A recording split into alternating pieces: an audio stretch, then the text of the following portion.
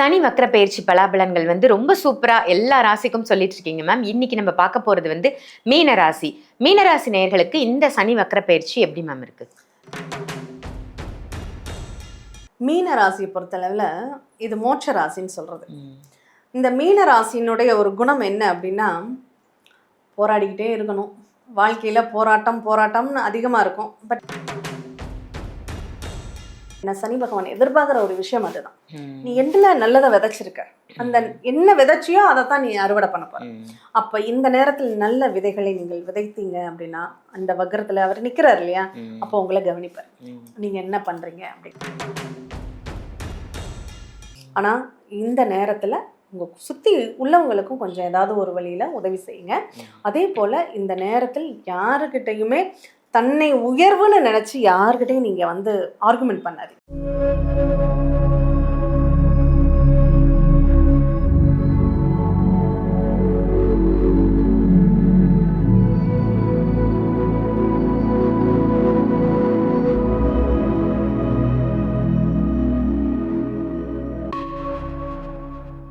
ஆன்மீக பரிகார நேயர்கள் அனைவருக்கும் அன்பான வணக்கங்கள். இன்னைக்கு நம்ம யாரை சந்திக்க போறோம் அப்படின்னு பாத்தீங்கன்னா, இவங்க வந்து ஏஎல்பி அஸ்ட்ராலஜர் மட்டும் இல்லைங்க, ஜோதிடத்துறையில் வல்லுனர் அப்படின்னு இவங்கள சொல்லலாம். அனைவருக்கும் ஜோதிடம் கற்றுக் கொடுக்கக்கூடிய ஜோதிட ஆசிரியர் அப்படின்னு சொல்லலாம். எல்லாருக்கும் ஆசானா இருக்கக்கூடிய ஒரு அற்புதமான நபரை தான் நாம இன்னைக்கு சந்திக்க போறோம். உங்களுக்கும் ஜோதிடம் கத்துக்கணும், எனக்கு ஜாதகம் பார்க்கணும், வெளியில பார்க்கலனாலும் பரவாயில்ல, எனக்கு மட்டுமாவது என் குடும்பத்திற்கு மட்டுமாவது ஜாதகம் பார்க்கணும் அப்படின்னு நினைச்சா மேடம் கிட்ட அப்பாயின்மெண்ட் வாங்கி அவங்களோட கிளாஸ்ல நீங்க ஜாயின் பண்ணுங்க. ரொம்ப அழகா ஏஎல்பி ஜோதிடத்தை பத்தி உங்களுக்கு தெளிவா எக்ஸ்பிளைன் பண்ணி ரொம்ப அருமையா உங்களுக்கு ஜாதகம் பார்க்க கத்துக் கொடுத்துருவாங்க. ஸோ ஜாதகம் பார்க்கணும்னா கண்டிப்பா நீங்க மேடமை தொடர்பு கொள்ளலாம். மேடம் யாரு அப்படின்னு தானே யோசிக்கிறீங்க? வேற யாருமே இல்லைங்க, ஏஎல்பி அஸ்ட்ராலஜர் சாந்தி தேவி ராஜேஷ்குமார். மேடமை சந்திச்சு இன்னைக்கான பயிற்சி பலாபலன்கள் என்ன தெரிஞ்சுக்க போறோம் அப்படின்றத அவங்க கிட்டே கேட்டு தெரிஞ்சுக்கலாம் வாங்க. வணக்கம் மேம். ஆன்மீக பரிகார நேயர்கள் அனைவருக்கும் வணக்கம். இந்த நாள் இனிய நாளாக அமைய வாழ்த்துக்கள். எப்படி இருக்கீங்க? நல்லா இருக்கேன், நீங்க எப்படி இருக்கீங்க? ரொம்ப நல்லா இருக்கேன் மேம். ரொம்ப சிறப்பு உங்களை சந்திச்சதுல. ஆன்மீக பரிகாரத்துக்கு நான் உங்களை வரவேற்கிறேன். ரொம்ப அழகா வாழ்வியல் பரிகாரங்களும் சரி, இல்ல மக்களுக்கு கொண்டு போய் சேர்க்கிற மாதிரி நிறைய நல்ல விஷயங்கள் வந்து நீங்க தொடர்ந்து சொல்லிட்டு வரீங்க. ஏஎல்பி அஸ்ட்ராலஜி மூலமா நிறைய பேருக்கு வந்து நீங்க ஜாதகம் பார்க்க கூட கத்து கொடுத்துருக்கீங்க. ரொம்ப சந்தோஷமா இருக்கு. ஏஎல்பி அஸ்ட்ராலஜி கத்துக்கிறதால என்ன மேம் பலன்? ஒரு சின்ன 2 லைன்ல சொல்லுங்களேன். கண்டிப்பா.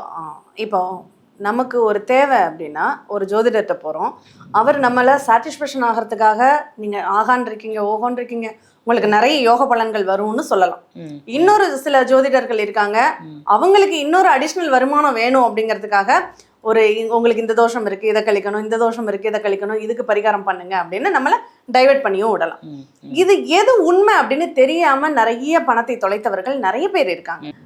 அதுல தோத்து போயிட்டு நம்ம கிட்ட வந்து ஜாதகம் படிச்சு இன்னைக்கு ரொம்ப ஃபேமஸான அஸ்ட்ராலஜரா இருக்கக்கூடிய நிறைய பேரை அவங்களுக்கு நான் கை காட்ட முடியும். ஏன்னா அந்த அளவுக்கு இருக்காங்க. நம்மகிட்ட வரும்போது கட்டணம் செலுத்துவதற்கு கூட பணம் இல்லை, இன்ஸ்டால்மெண்ட்ல பண்ணிட்டு படிச்சுட்டு இன்னைக்கு அவங்க ஒரு ஜாதகத்திற்கு 25,000 வரையும் வாங்கக்கூடிய அளவுக்கு கெப்பாசிட்டியா வளர்ந்துருக்காங்க. அப்படிங்கிறப்போ ரொம்ப பெருமையா இருக்கு. நமக்கு நம்ம அடுத்தவங்களை சார்ந்து இருக்காமல் நமக்கு நாமே தெரிந்து கொள்ளக்கூடிய பெரிய பலன்கள் எல்லாமே நீங்க ஒரு ஜோதிடத்தை பாத்துக்கலாம். பட் அவர் கரெக்டா தான் சொல்றாராங்கிற ஒரு புரிதல் நமக்கு இருந்ததுன்னா நம்ம பயப்படாம இருக்கலாம்.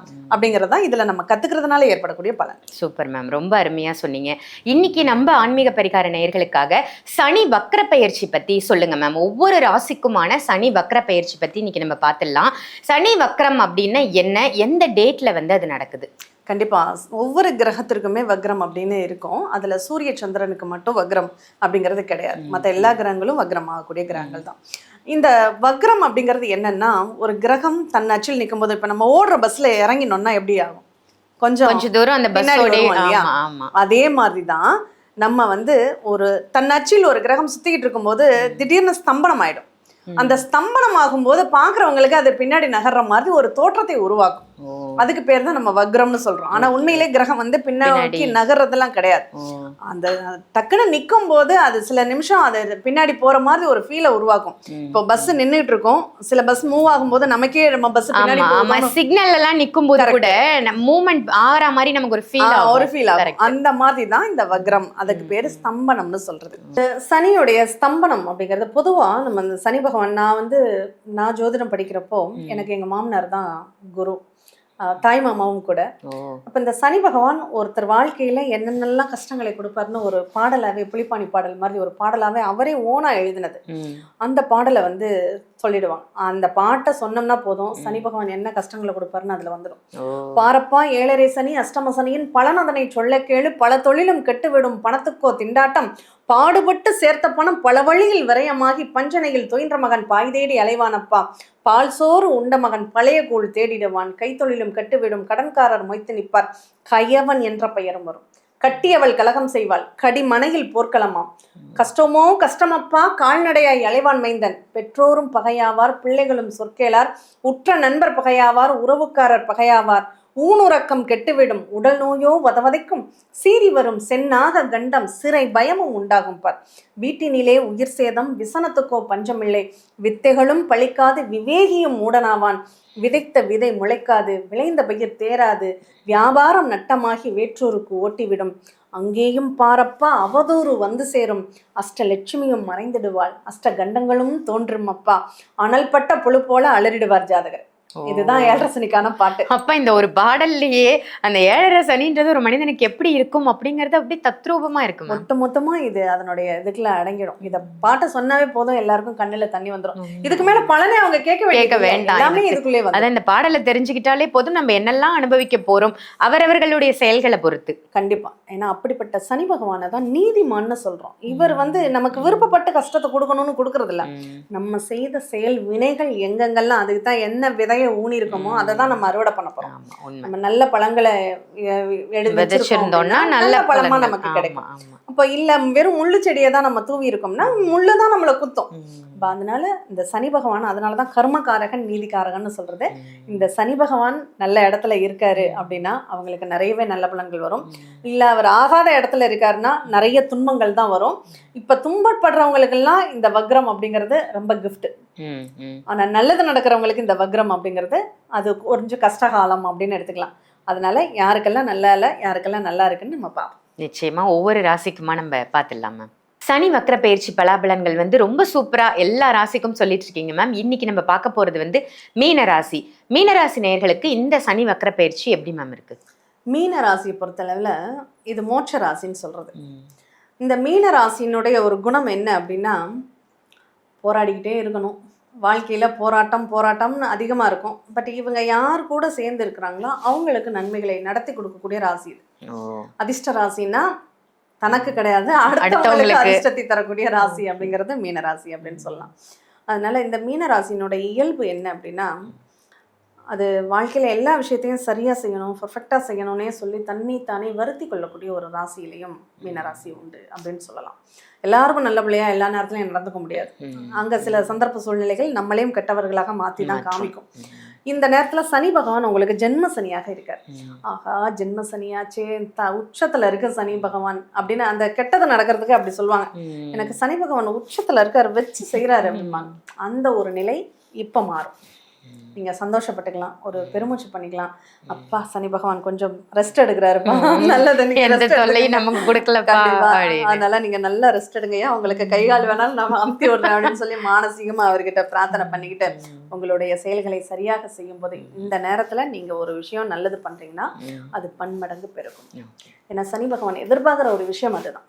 நீ எதுல நல்லதை விதைச்சிருக்க, அந்த என்ன விதைச்சியோ அதைத்தான் நீ அறுவடை பண்ண போற. அப்ப இந்த நேரத்தில் நல்ல விதைகளை நீங்கள் விதைத்தீங்க அப்படின்னா அந்த வக்ரத்துல அவர் நிக்கிறார் இல்லையா, அப்போ உங்களை கவனிப்பார் நீங்க என்ன பண்றீங்க அப்படிங்கறது. அப்போ உங்களை சுத்தி உள்ளவங்களுக்கு நீங்க உதவி செய்யுங்க. நீங்க ஒருத்தங்களை காயப்படுத்திட்டு மூணாவது நபருக்கு உதவும் போது இவங்க பட்ட காயம், அந்த சாபம் நம்மளை வதைக்குமானா வதைக்கும். உங்களை சுத்தி உங்க வீட்டுல உள்ளவங்க எல்லாம் நீங்க நிந்தனை பண்ணிட்டு, ஏன்னா இவங்க ஊருக்கு தான் நல்ல பிள்ளையா இருப்பாங்க, வீட்டுல இவங்க நல்லவங்கன்னு யாருமே சொல்ல மாட்டாங்க. அந்த அளவுக்கு அப்பா செல்ஃபிஸ் அப்படின்னு தான் சொல்லுவாங்க. ஆனா இவங்க உழைக்கிறது பூரா குடும்பத்துக்காக தான் இருக்கும். ஆனா குடும்பத்துல உள்ளவங்க சுயநலமா இருக்க அப்படிங்கிற வார்த்தையை அதிகமா சொல்லுவாங்க.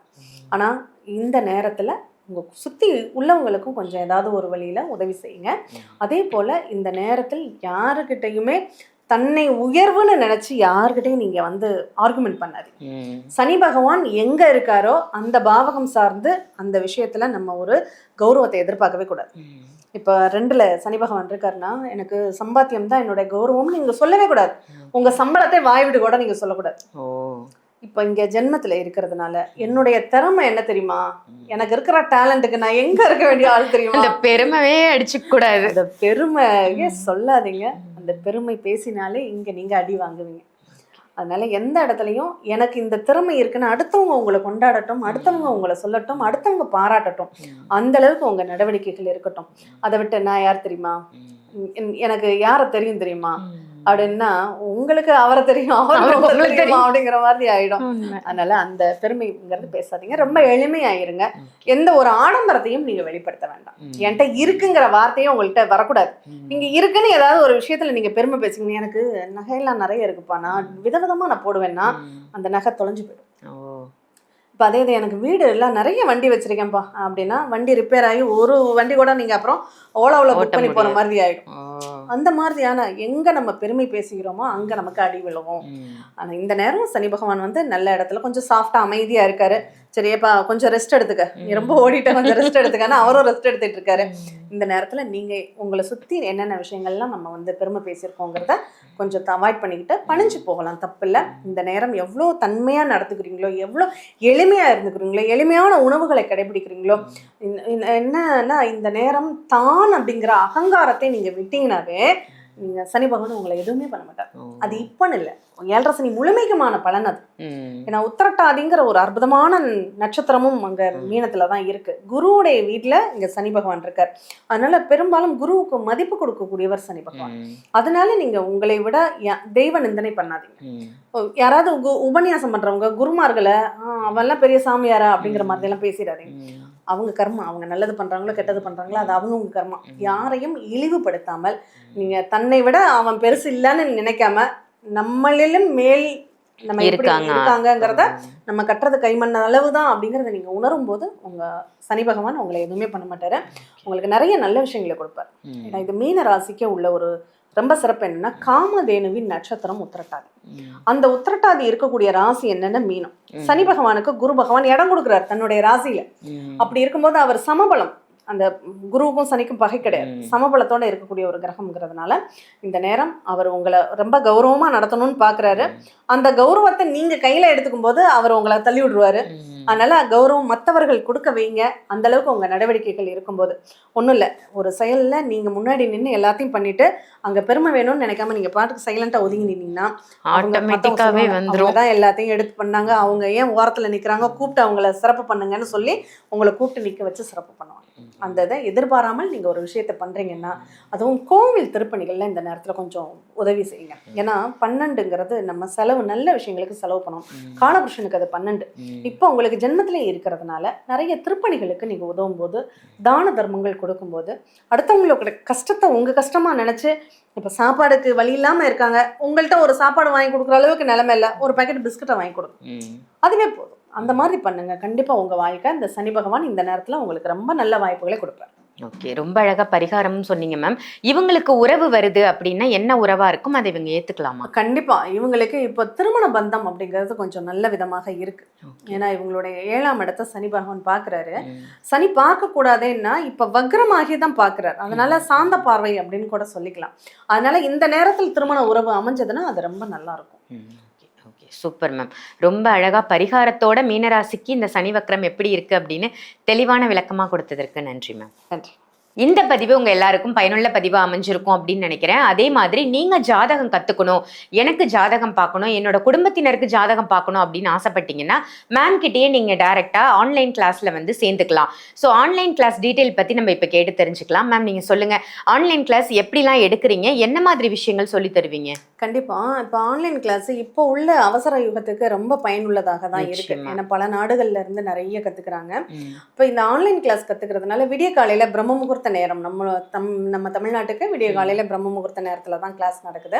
இந்த கிளாஸ் வந்து முதல்ல எல்லாம் ஜோதிடம் கத்துக்கிறது ரொம்ப கஷ்டமான ஒரு விஷயம். அது பரம்பரையா வரணும், பாரம்பரியமா வரணும், தெரிஞ்சவங்க தான் அதை பண்ண முடியும் அப்படிங்கிறதெல்லாம். இப்போ அப்படி கிடையாது. இது வந்து ஒரு அடிப்படை வாழ்க்கை கல்வி. நம்ம எப்படி பாடத்திட்டம் படிக்கிறோமோ அதே மாதிரி இது நம்ம வாழ்க்கைக்கு. இப்போ +2 வரையும் நம்ம ஸ்கூல்ல படிக்கிறோம், என்ன கத்துக்க போறோம்?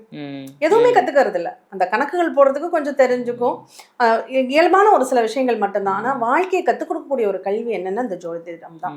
அப்ப இந்த ஜோதிடம் படிக்கிறதுனால நமக்கு அடுத்து என்ன பலன்கள் நடக்குது, எந்த கிரகம் என்ன மாதிரியான குணத்தோட இருக்கு, அது எப்படியெல்லாம் நம்மளை அப்ளை பண்ணுது. நம்ம ஒரு சில நேரத்துல கோவப்பட்டிருப்போம், ஒரு சில நேரத்துல சந்தோஷப்படுவோம்.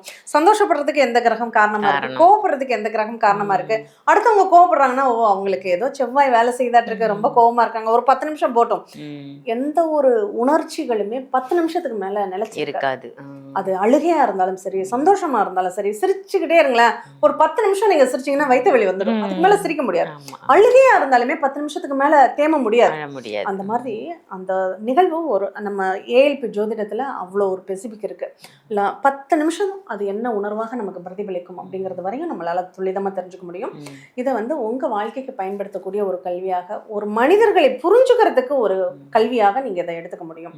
அப்ப இதை படிக்கிறதுனா உங்களுக்கு விடிய காலையில நீங்க எதுவுமே தெரியல அப்படின்னாலும் ஒன்றும் பிரச்சனை இல்லை. நீங்க வகுப்புல ஜாயின் பண்ணணும்னா ஒரு 64 வீடியோஸ் உங்களுக்கு கொடுத்துரும். அந்த வீடியோவில் இந்த கிளாஸ்ல என்ன எடுக்க போறோம், நீங்க எதை தெரிஞ்சுக்கிட்டா உங்களுக்கு இந்த கிளாஸ் யூஸ்ஃபுல்லா இருக்கும் அப்படிங்கிற விளக்கங்கள் அதுல இருக்கும். அதை மட்டும் பார்த்துட்டு வந்துடுங்க. மற்றபடி ரொம்ப கணக்கு முறைகள் கிடையாது. அது ஃப்ரீ சாஃப்ட்வேர் ஏஎல்பி அஸ்ட்ராலஜின்னு கூகுள் பிளே ஸ்டோர்ல டைப் பண்ணீங்கன்னா ஃப்ரீ சாஃப்ட்வேரே இருக்கு. அந்த ஃப்ரீ சாஃப்ட்வேர்ல உங்க ஜாதக கட்டத்தை நீங்க போட்டு எடுத்துக்க முடியும். நம்ம எப்படி பலன் பார்க்கறதுங்கிறத மட்டும் தான் நம்ம வகுப்புல தெரிஞ்சுக்க போறோம். அது 1 மாசம் கிளாஸ் தான். 15 நாள் உங்களுக்கு சப்ஜெக்டா இருக்கும், 15 நாள் பிராக்டிகலா இருக்கும். உங்க ஜாதகத்தை, உங்க உறவுகள் ஜாதகத்தை நீங்களே போட்டு பலன் எடுக்கக்கூடிய ஒரு முறையும் உங்களுக்கு கற்றுக் கொடுத்துரும். Super ma'am. ஜாதகம் கத்துக்கிறது இவ்வளோ பெரிய விஷயமா அப்படின்றது இல்லாம எளிமையா கத்துக்கலாம், அதுவும் ஒரே மாதத்துல ஜாதகம் கத்துக்க முடியும் அப்படின்னு சொல்லியிருக்கீங்க. நிறைய பேருக்கு தோணல் இருக்கும், நம்மளும் கத்துக்கலாம், நம்ம பொண்ணுக்கோ இல்ல பிள்ளைக்கோ என்ன மாதிரி விஷயங்கள் நடக்குது, ஏன் திருமணம் ஆகல, நம்ம தெரிஞ்சுக்க முடியுமான்னு ஆசைப்படுவாங்க. ஸோ அதற்கு ஒரு நல்ல வாய்ப்பு ஏற்படுத்தி கொடுத்துருக்கீங்க மேம். ரொம்ப நன்றி. இந்த பதிவு உங்க எல்லாருக்கும் பயனுள்ள பதிவா அமைஞ்சிருக்கும் அப்படின்னு நினைக்கிறேன். இதை மற்ற ராசி நேயர்களுக்கும் ஷேர் பண்ணுங்க. மறக்காம ஆன்மீக பரிகாரம் நம்ம சேனலை சப்ஸ்கிரைப் பண்ணிக்கோங்க. இதே மாதிரி வேற ஒரு நல்ல நிகழ்ச்சியில உங்க எல்லாரையும் சந்திக்கின்றேன். நன்றி, வணக்கம்.